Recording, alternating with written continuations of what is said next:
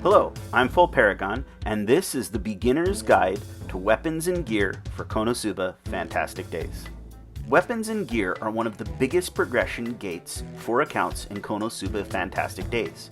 While you can easily roll to get new and better characters, getting weapons and gear requires consistent play and a lot of time invested into the game. There are 4 primary sources for weapons. Personal weapons are attained through trials. To learn more about that, check out my trial guides, which I'll link later on in the video. Hard quests give you access to elemental weapons and also accessories.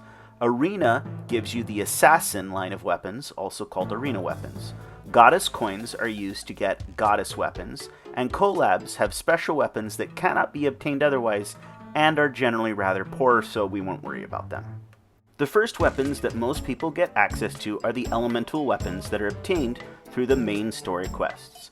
2 and 3 star weapons are, generally speaking, garbage. It's okay to craft them, as the materials that they use are not used for higher rarity weapons, but don't upgrade them.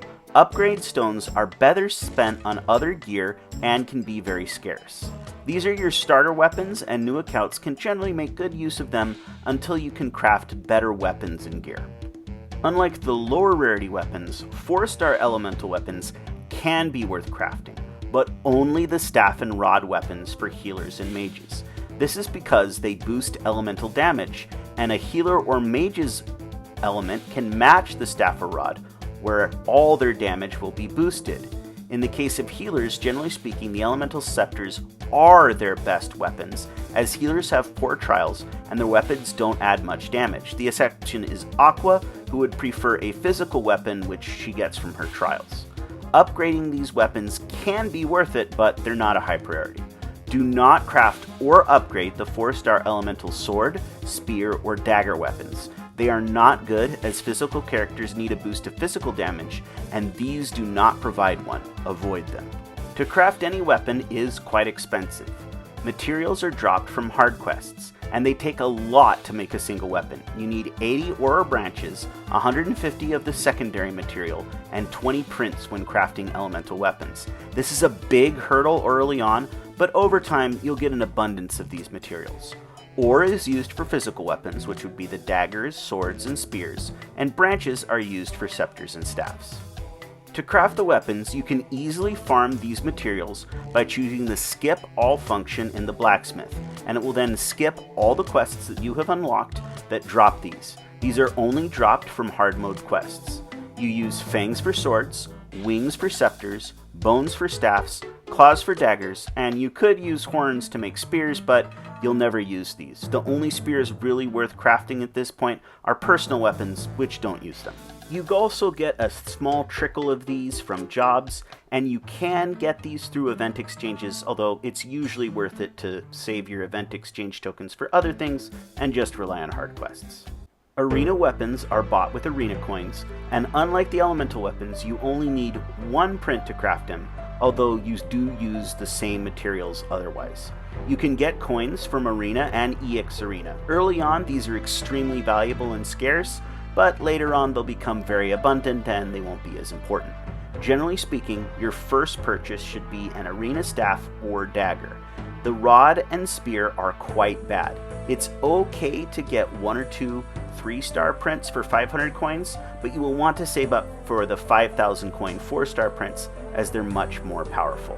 Arena swords are fine, it's just that you should first buy the goddess sword Chunchumuro, so the arena sword is usually skipped in favor of that. This is especially true since every personal weapon sword is great, except for Dust's, but no one uses him, so that doesn't matter. While the arena weapons are good, generally you should buy the cat tablets, beast stones, and perhaps the gems first. These are more important for long-term progression, and they refresh monthly.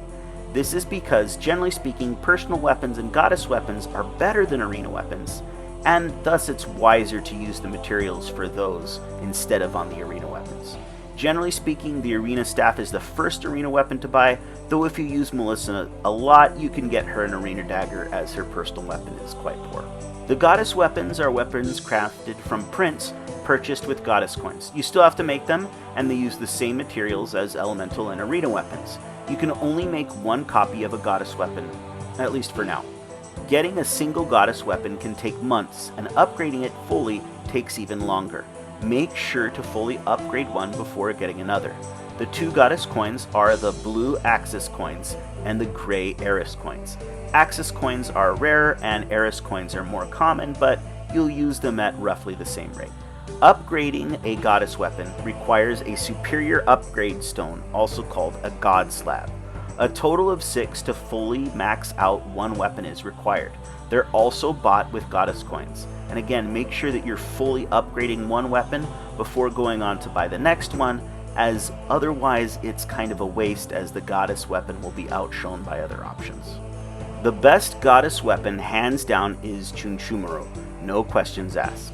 This is because, unlike the other goddess weapons, it has luck as a secondary stat, which boosts your crit rate.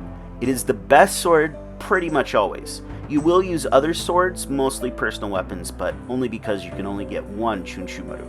After Chunchumuro, the staff, Levitan, is probably the best goddess weapon, although the dagger is pretty good. However, off-element, most mages prefer Levitan, while most dagger users prefer their personal weapon. Thus, Levitan is overall a better investment. Neither rod or the scepter from goddess weapons is worth buying, neither is the spear. They have terrible passives. This is also true of the arena scepter and spear, and so you shouldn't craft them. Scepter users like elemental weapons, and spear users pretty much have to use their personal weapon if you're going to use them. If you want to know more about personal weapons that you get through trials, I made 2 videos on the subject. You can check them out, a link will be in the description, and there should be one on screen now as well. Personal weapons use entirely different materials to be crafted, and have a completely separate method of being upgraded, so they're not really pertinent to the other weapon discussions. As far as accessories go, you get them through hard quests, just like you get the materials for weapons. There are no arena or a goddess equivalent for elemental ones. There's only the elemental and status resistant necklaces, all of which are obtained through hard quests. So far, this is the longest grind in Konosuba Fantastic Days. It will take you, to date, 5 pairs of each elemental earring times 2, as you'll need the physical version and the magical version. This makes the Sky Dragon scales possibly the most important material to grind in Konosuba Fantastic Days. I recommend that you always do every quest that can drop them daily, and farm any event that has a reasonable drop rate of the dragon scales as much as possible. Status resist necklaces can also be crafted, and they require a different secondary material from the Sky Dragon scales, but I'm not really going to go into them. Suffice to say, it might be worth it to have 1 or 2 lying around, but overall, they lose out hard to the elemental earrings. It's not a bad idea to craft the 3-star elemental earrings, but don't upgrade them unless you're absolutely swimming in upgrade stones. As for the lower rarity defensive accessories, they're generally speaking just not worth making at all, as you should immediately move on to the elemental versions. As for which earrings are best to craft first, the physical ones are usually the best bet, as most bosses deal more physical than magical damage, but as to the element, it doesn't matter quite as much. I personally crafted 1 of each, and then moved on to 2 of each, and so on. Very, very few people have sets of 5, and no one has crafted full sets of every element yet, as they are heavily time-gated by how many prints you can obtain, as well as how many Sky Dragon scales you can obtain. While the defense is good, they're not as vital as weapons for performance. They make a difference, but it's a minor one. Upgrade good weapons first, but farm the scales always. An unupgraded earring that matches the elemental resistance you need is usually good enough. Upgrade stones are used by weapons and accessories to upgrade them. It takes a huge number to fully upgrade any equipment. Minor, moderate, and significant upgrade stones are all used in 4-star gear. You can get upgrade stones in many ways, either from daily quests, jobs, main quests, or by buying them in exchange shops.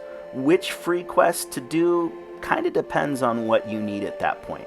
Stones are easy to get, so just run the one that drops what you need right at that moment. For exchanges, you can buy them as you need, although they're usually not a high priority purchase either.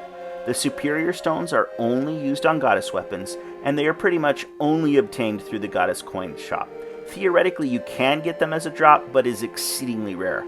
I've seen only one in nearly a year of daily play, and I've heard that the drop rate is less than 1 in 10,000. It's tempting to spend arena coins on upgrade stones, but unless you have cleared out the monthly shop and you have all the weapon prints you want, it's not really worth it. Be patient and you'll get more stones over time. That's the video. Thanks for watching.